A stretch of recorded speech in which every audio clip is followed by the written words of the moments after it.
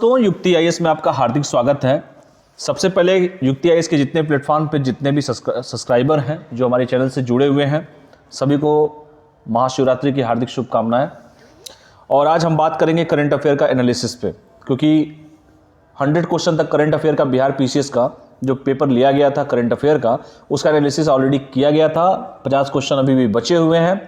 और 26 फरवरी को बिहार में एलडीसी का जो पेपर हुआ था, बीपीएससी एलडीसी का एक पेपर हुआ था, जिसमें से 90 क्वेश्चन, टोटल 150 क्वेश्चन थे, जिसमें से 90 क्वेश्चन आपके जीएस के पूछे गए थे। और बड़ी खुशी हो रही है इस बात की कि 90 क्वेश्चन में 75 क्वेश्चन युक्ति आईएएस के द्वारा जो सर्विस प्रोवाइड किया गया था, युक्ति आईएएस के द्वारा जो नोट्स आप लोगों को प्रोवाइड कराया गया था, जो क्वेश्चंस आपको बार बार टेस्ट सीरीज में कराया जाता है, डायरेक्ट और इनडायरेक्ट तरीके से 75 प्लस क्वेश्चन आपके उसमें से खुद के खुद लड़ गए बीपीएससी में।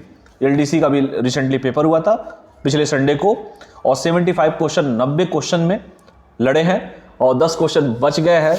मे भी 10-15 क्वेश्चन हमें खेद है कि वो भी काश लड़ गए होते, क्योंकि जिस तरीके से आप लोग को बताया जाता है, चाहे वो लूसेंट का टेस्ट सीरीज हो, चाहे वो बीपीएससी का टेस्ट सीरीज हो, चाहे जो भी युक्ति आईएएस से जुड़े होंगे, जो एक्सप्लेनेशन देखते होंगे, जो सब्सक्रिप्शन प्लान लिए होंगे, उनको बखूबी पता होगा कि युक्ति आईएएस उनको सर्विस किस तरह का देता है।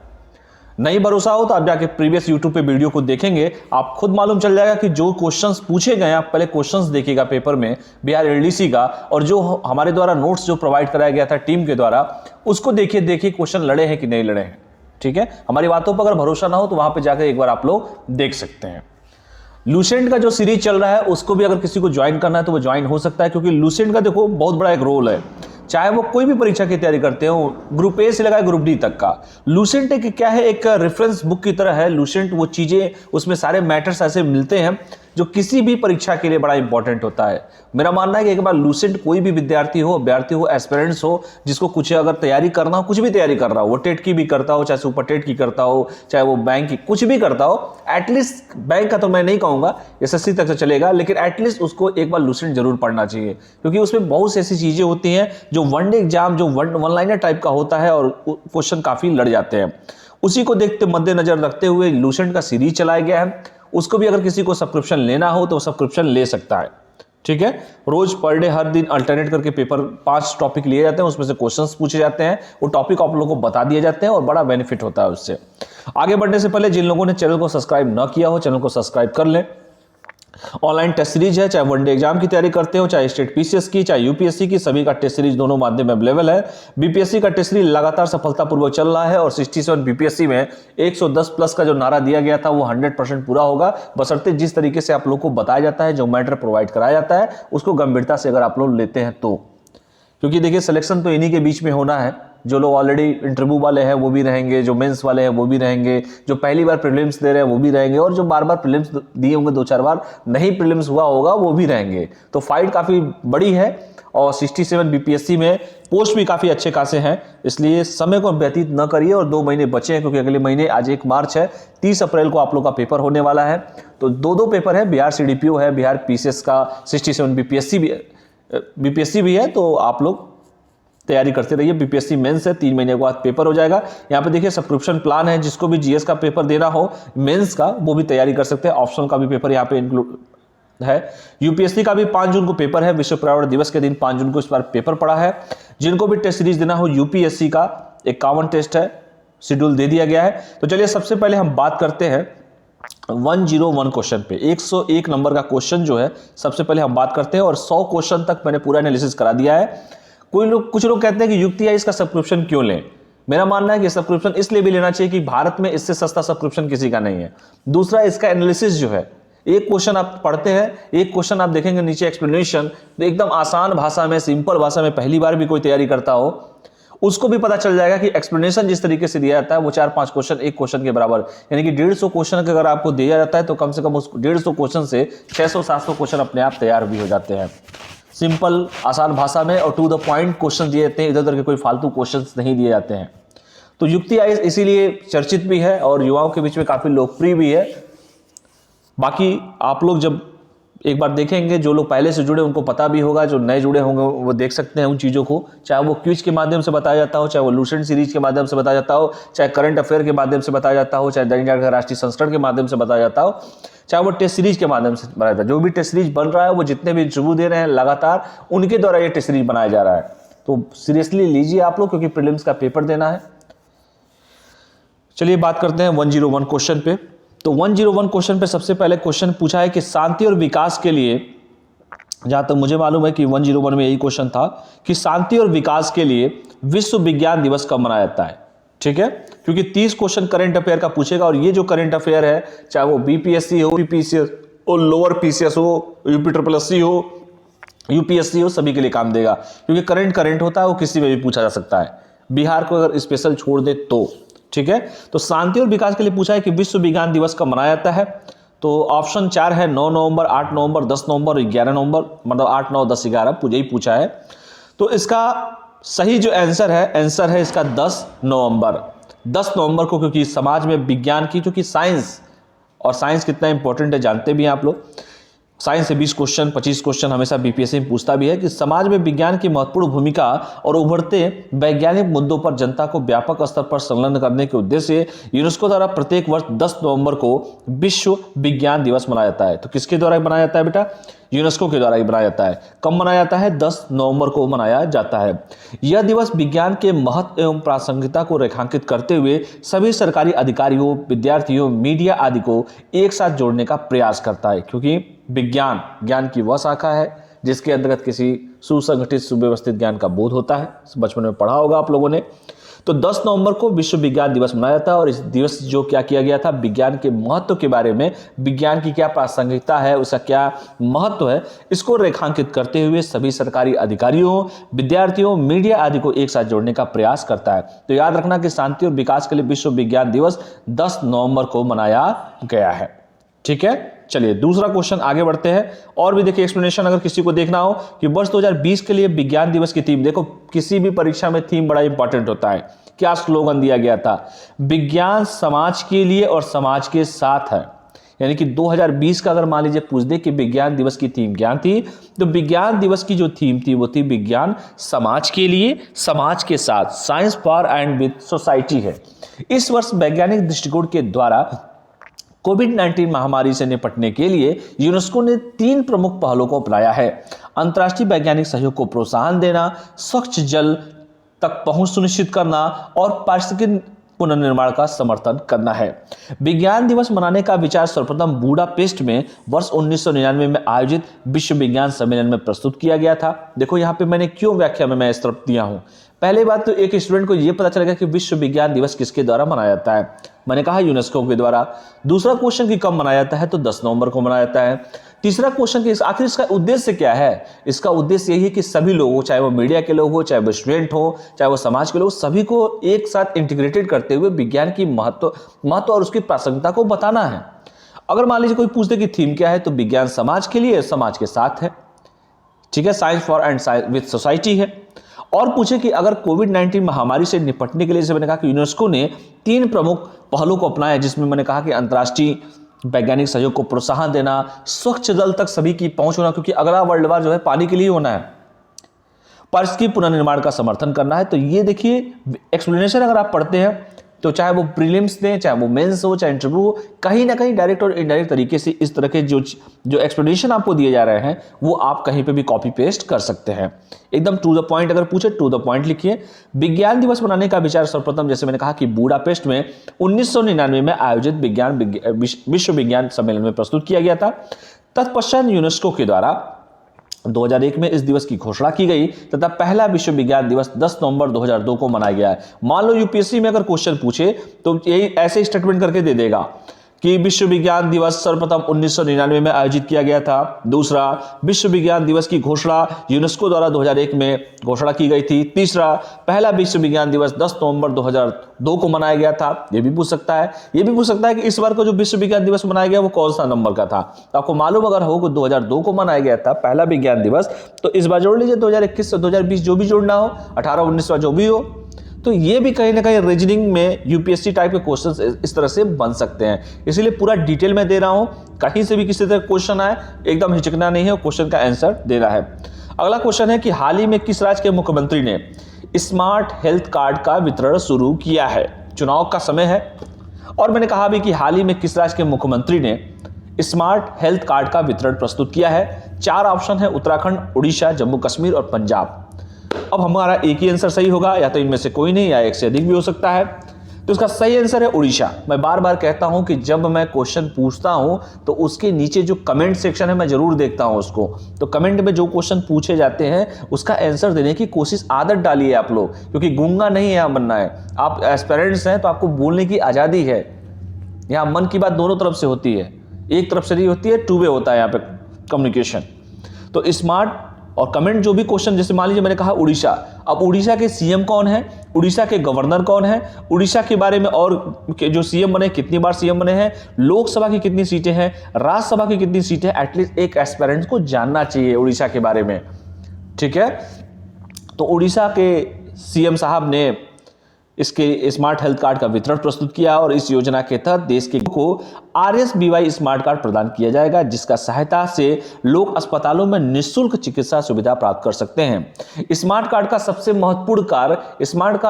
महत्वपूर्ण कार्य जो है यह है कि इसे सूचीबद्ध अस्पतालों में नगद रहित लेन देन की सक्षमता मिलती है, यानी कि कैशलेस। जो नगद रहित की बात है, कैशलेस। आप जाएंगे, अपना हेल्थ कार्ड आपके पास रहेगा, आप वहां पे जाएंगे, दिखाएंगे और आप कहीं पे भी जाके अस्पताल में जो सूचीबद्ध, मतलब जो लिस्ट में हो, जो उनकी लिस्ट में, मान लीजिए कोई स्टेट उड़ीसा है, वहां पे लिस्ट होगा कि भैया इस जिले में ये अस्पताल में आप लोग जा सकते हैं। वहां जाएंगे तो आपका जो कार्ड है, कार्ड दिखाइए और अपना एकदम कैशलेस अपना इलाज करवाइए, तो लेन देन की सक्षमता मिलती है। और यह लाभ पूरे देश में कहीं पर भी उठाया जा सकता है, ऐसा नहीं है कि सिर्फ उड़ीसा में, कहीं पर भी इसका यूज किया जा सकता है। ठीक है, तो इस क्वेश्चन का आंसर क्या हो जाएगा? आंसर हो जाएगा इसका उड़ीसा, यानी कि बी ऑप्शन जिन्होंने मारा होगा बिल्कुल ही सही मारा होगा। 103 नंबर क्वेश्चन पे आते हैं कि हाल ही में गंगा काटक प्रदर्शनी का उद्घाटन कहां किया गया? बात की गई है गंगा काटक प्रदर्शनी का उद्घाटन कहां किया गया? चारों जो नाम दिया गया है, नाम तो गंगा की बात कर रहा है, लेकिन ये काटक नहीं है, कनेक्टेड है। ये कनेक्टेड मतलब जोड़ना, कनेक्टेड है भैया, नोकिया कनेक्टिंग पीपुल वाला कनेक्टेड है। गलत लिख दिया गया है, काटक पाटक, टाइपिंग मिस्टेक है। तो हाल ही में 4 ऑप्शन है, न्यूजीलैंड, ऑस्ट्रेलिया, स्कॉटलैंड और श्रीलंका, और इनमें से कोई नहीं, एक से अधिक। तो इसका सही जो आंसर है, इसका सही आंसर है स्कॉटलैंड। 25 नवंबर 2021 को लंदन में गंगा कनेक्टेड प्रदर्शनी का समापन हुआ। इसके साथ ही साथ 12 नवंबर को 2021 को COP26, अगर COP का बारे में बात की जा रही है तो COP का मतलब क्या होता है? कॉन्फ्रेंस ऑफ पार्टीज की सफल प्रगति के बाद स्कॉटलैंड के ग्लासगो में इसका उद्घाटन किया गया। प्रदर्शनी के दौरान 10 प्रमुख रणनीतिक पहलुओं की घोषणा की गई और इसके साथ ही साथ यह एक वैश्विक प्रदर्शनी है जो नदी बेसिन के कई पहलुओं को प्रदर्शित करेगी। यह वैश्विक प्रौद्योगिकी और वैज्ञानिक समुदाय के लिए अत्याधुनिक पर्यावरणीय समाधान विकसित करने हेतु एक प्रमुख प्रयोगशाला के रूप में गंगा नदी पर जोर देती है। तो इसको भी आप लोग को याद रखना पड़ेगा, स्कॉटलैंड। अगर पूछे कि हाल ही में गंगा कनेक्टेड प्रदर्शनी का उद्घाटन कहां किया गया? स्कॉटलैंड में। ठीक है, चलिए आगे बढ़ते हैं। अगला है पूर्वोत्तर की बात की जा रही है। पूर्वोत्तर आदिवासियों के लिए एक नए जैव प्रौद्योगिकी केंद्र का उद्घाटन निम्नलिखित में से कहां हुआ है? पूर्वोत्तर की बात आ रही है तो जाहिर सी बात है पूर्वोत्तर 7 सिस्टर्स पे हम जाएंगे। असम, नागालैंड, मणिपुर, अरुणाचल प्रदेश, इनमें से कोई नहीं, एक से अधिक। अब बात कर रहे हैं कि पूर्वोत्तर आदिवासियों के लिए जो क्वेश्चन पूछा है, एक नए जैव प्रौद्योगिकी की बात करें तो इसका सही आंसर है अरुणाचल प्रदेश। तवांग मठ भी अरुणाचल प्रदेश में है। और मैं बार बार देखिए अरुणाचल भी ऐसे क्वेश्चंस आते हैं, मैं हमेशा कहता हूं कि वहां के सीएम का नाम, वहां के राज्यपाल का नाम, वहां की लोकसभा की सीटें, किस किस राज्यों से ये घिरा हुआ है या अगल बगल कौन से राज्य हैं, वहां पे सीएम कौन है। देखो यूपी पीसीएस में क्वेश्चन पूछ दिया था, आपके याद है वहां के सीएम ने अपने आप को सुसाइड कर लिया था, तो क्वेश्चन पूछा था यूपी पीसीएस ने। तो मैं वैसे ही आप लोगों से क्वेश्चन नहीं पूछता हूं कि इधर उधर कोई क्वेश्चन पूछता हूं, मैं जो क्वेश्चन पूछे गए हैं, जो ट्रेंड चल रहा है उसी तरीके से क्वेश्चन मैं बार बार कहता हूं कि एटलीस्ट उस पर फोकस कीजिए। क्वेश्चन जो बनाने वाला सेटर होता है कहीं से भी क्वेश्चन उठा सकता है। आपको याद होगा जब नीति आयोग आया था तो नीति आयोग लड़कों ने बहुत अच्छा खासा पढ़ के गए, पूछ दिया कि नीति आयोग के अध्यक्ष कौन है, या जीएसटी जब आया तो जीएसटी लोगों ने लंबा चौड़ा संविधान संशोधन विधेयक पता नहीं क्या क्या पढ़े और पूछा कि जीएसटी टैक्स कौन सा है, डायरेक्ट है कि इनडायरेक्ट टैक्स है। तो एकदम बारीकी बारीकी चीजों को भी पढ़ने की कोशिश कीजिए। पूर्वोत्तर आदिवासियों के लिए जैसे मैंने कहा कि एक नए जयपुर के केंद्र का उद्घाटन अरुणाचल प्रदेश, जिसकी राजधानी है ईटानगर, तवांग मठ है, बौद्धों का बहुत बड़ा मठ है।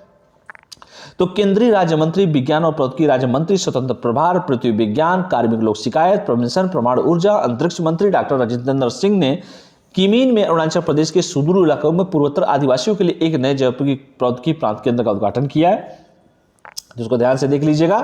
चलिए अगला क्वेश्चन देखते हैं। मथुरा के बारे में बात कर रहे हैं। मथुरा, श्री कृष्ण भगवान मथुरा में ब्रज उत्सव का उद्घाटन निम्नलिखित में से किनके द्वारा किया गया है? अब बताओ, देख ही रहे हो चुनाव का समय चल रहा उत्तर प्रदेश में, तो रामनाथ कोविंद साहब हमारे राष्ट्रपति, नरेंद्र मोदी साहब हमारे पीएम साहब, योगी आदित्यनाथ उत्तर प्रदेश के सीएम, नीतीश कुमार बिहार के सीएम। अब पूछा कि मथुरा में ऑप्शन मारने वाला क्या मारेगा? क्या हमारे राष्ट्रपति साहब ने किया, क्या हमारे प्रधानमंत्री साहब ने किया, क्या उत्तर प्रदेश के चीफ मिनिस्टर ने किया क्योंकि यूपी में चुनाव बा, और क्या नीतीश कुमार जी ने किया? 4 ऑप्शन है, अगर तुक्का में मारना हो तो मार सकता है कोई योगी आदित्यनाथ जी ने किया था।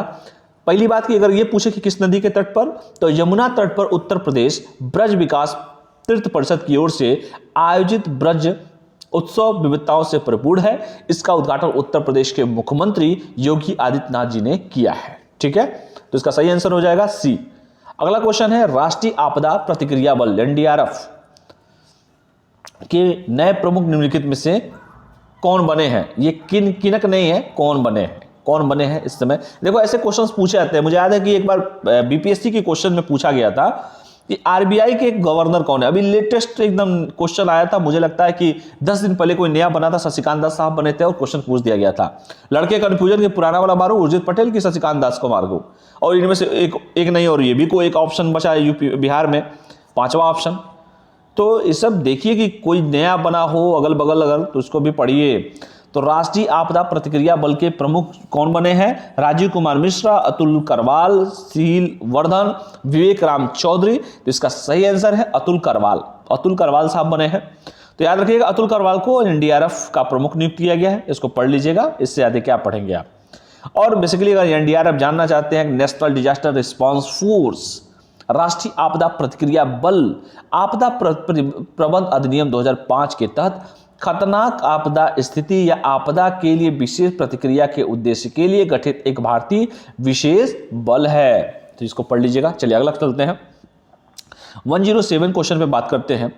ग्लोबल ड्रग पॉलिसी इंडेक्स 2021 में निम्नलिखित में से कौन शीर्ष पर रहा? ग्लोबल ड्रग पॉलिसी इंडेक्स 2021 में निम्नलिखित में से कौन शीर्ष पर रहा है? ऑप्शन पुर्तगाल, न्यूजीलैंड, नॉर्वे, इटली। तो 4 ऑप्शन है और आपको एक ऑप्शन का सही जवाब देना है। ग्लोबल ड्रग की बात की जा रही है, तो सही आंसर है आपका क्या हो सकता है?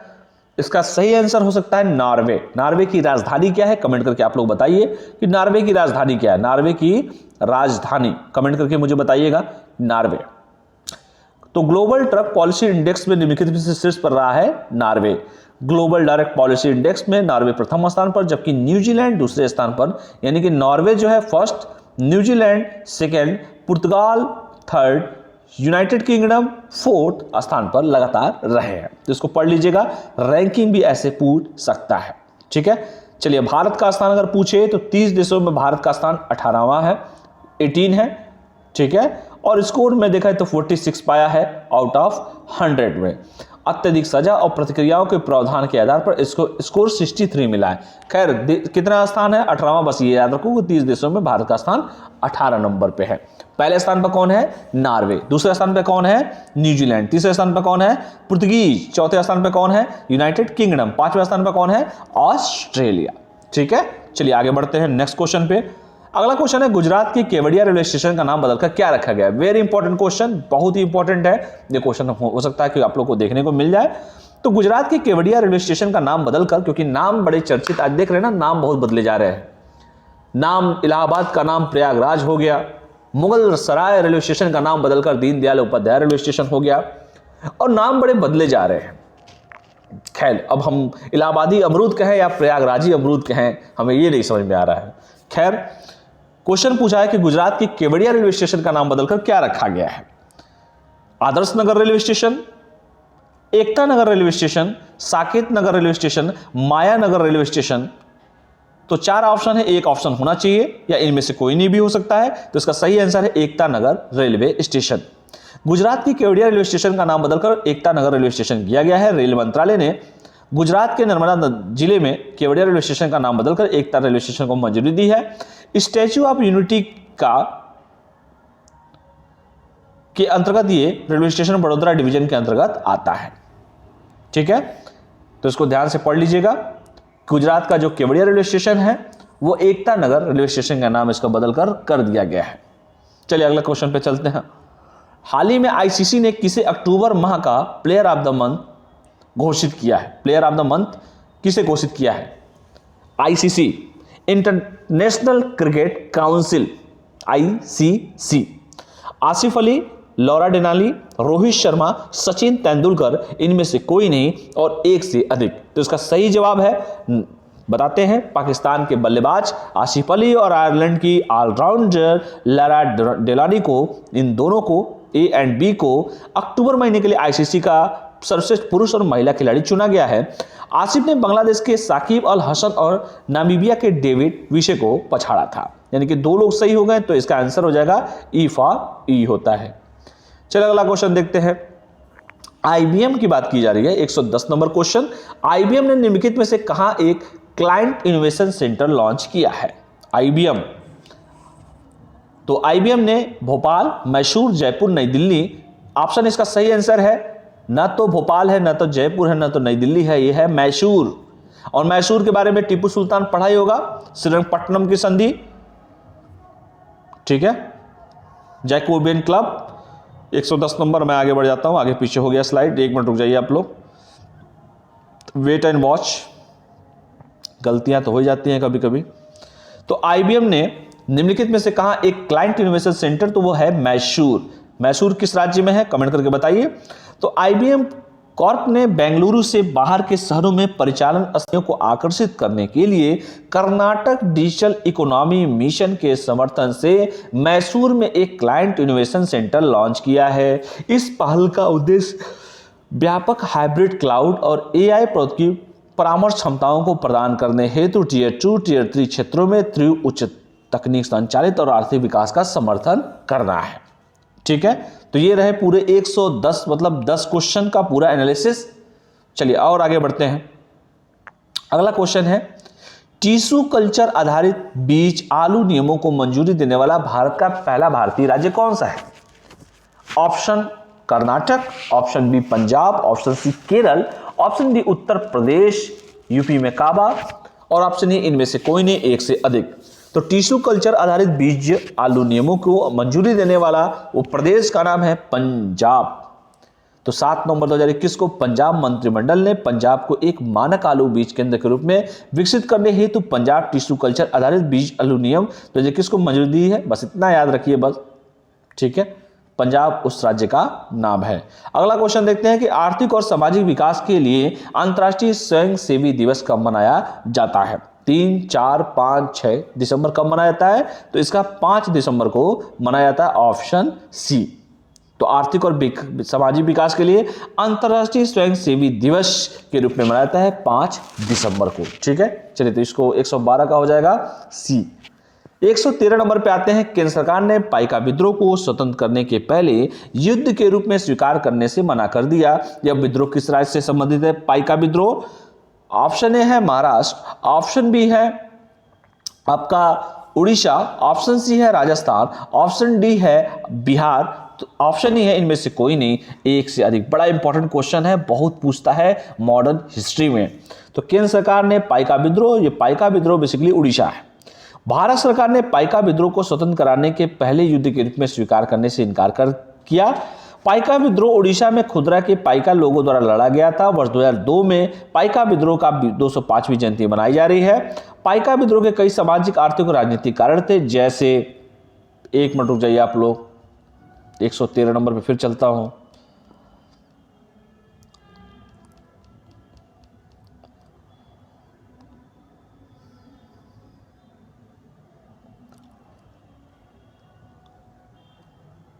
चलिए, सामाजिक, आर्थिक और राजनीतिक कारण थे, जैसे कंपनी की जबरन वसूली वाली भू राजस्व नीतियों ने किसानों और जमींदारों को एक समान रूप से प्रभावित किया। सरकार द्वारा लगाए गए करों के कारण नमक की कीमतों वृद्धि, कंपनी ने कौड़ी मुद्रा व्यवस्था को भी समाप्त कर दिया था आदि। अंग्रेज नीति ने विद्रोह को और भी बदल दे दिया। वर्ष 1817 के पाइका विद्रोह को इतिहास की पाठ्य पुस्तकों में प्रथम स्वतंत्रता संग्राम के रूप में स्थान दिया गया है। देखिए कितना इंपॉर्टेंट है। चलिए 114 नंबर क्वेश्चन पे हम आते हैं तुरंत। हाल ही में अलीपुर जूलॉजिकल गार्डन चर्चा में रहा है। अलीपुर जूलॉजिकल गार्डन किस तरह से संबंधित है? अब जिसको ये ना पता हो कि अलीपुर कहां पर है तो फिर दिक्कत है पढ़ाई करने में। तो अलीपुर तो सिंपल क्वेश्चन था, पश्चिम बंगाल में है। ममता बनर्जी, टीएमसी। अलीपुर वन्यजीव प्राणी उद्यान, जिसे अलीपुर चिड़ियाघर या कोलकाता चिड़ियाघर के नाम से भी जाना जाता है, भारत का सबसे पुराना प्राणी उद्यान है। यह कोलकाता का एक प्रमुख पर्यटन आकर्षण है। इसे अद्वैत नामक कछुओं के नाम से भी जाना जाता है, जो विश्व में किसी प्राणी से लंबी आयु का होता है। चलिए, इसका समझ गए आप लोग कि इसका आंसर है सी। 115 है कि सुमेरु ज्वालामुखी का हाल ही में विस्फोट किस घटना किस देश में हुआ था? मतलब सुमेरु ज्वालामुखी जो विस्फोट हुआ था किस देश में हुआ था? ऑप्शन ए है चीन, जापान, इंडोनेशिया, यमन, इनमें से कोई नहीं, एक से अधिक। तो इसका सही आंसर है सुमेरु ज्वालामुखी, इंडोनेशिया। इंडोनेशिया द्वीप जावा पर सुमेरु ज्वालामुखी 4 दिसंबर 2021 को फट गया। जावा द्वीप का सबसे ऊंचा पर्वत सुमेरु 3600 मीटर से अधिक ऊंचा, इंडोनेशिया के लगभग 130 सक्रिय ज्वालामुखियों में से एक है। तो चलिए 115 तक ही रहने देते हैं, वीडियो काफी लंबा हो जाएगा। तो बाकी जितने क्वेश्चन है उसका भी एनालिसिस करा दिया जाएगा आप लोगों को, बशर्ते जो आप लोग को दिया जा रहा है। जैसे अभी कल अमर सर ने एनालिसिस कराया था आप लोगों को, रात को वीडियो गया था, बिहार एलडीसी का जो पेपर हुआ था उसका एनालिसिस कराया है सर ने। जिन लोगों ने वीडियो को नहीं देखा है, पहले जाके प्रीवियस वीडियो को देखे, प्लेलिस्ट में पड़ा होगा, और खुद एनालिसिस कीजिए उन चीज़ों को कि किस तरह के क्वेश्चंस पूछे जा रहे हैं, और जो हम लोग आप लोगों को सर्विस दे रहे हैं, जो हमारे द्वारा जो आप लोग को बताया जा रहा है, जो नोट्स प्रोवाइड कराया जा रहा है, क्या हूबहू क्वेश्चंस मिल रहे हैं कि नहीं मिल रहे हैं। इतना ही अगर कोई लड़का कर ले तो कभी प्रीलिम्स उसका नहीं रुकेगा। अगर प्रीलिम्स की मैं बात करूं तो बाकी अगर व्याख्या क्या अच्छे से पढ़ लेता है तो मेंस तो चूंकि लिखने का होता है तो उसमें अच्छे से अपने आप को प्रेजेंट कर सकेगा, ताकि दूसरों से बेहतर नंबर वो पा सकेगा। बाकी जिनको भी सब्सक्रिप्शन लेना है सब्सक्रिप्शन ले सकते हैं, स्वतंत्र है आप लोग, गूगल के प्ले स्टोर पर जाके अपना सब्सक्रिप्शन ले सकते हैं। तो चलिए, तब तक के लिए पढ़ाई करते रहिए सभी लोग, स्वस्थ रहिए, मस्त रहिए, पढ़ते रहिए। बहुत बहुत धन्यवाद। Thank you all of you. जय हिंद।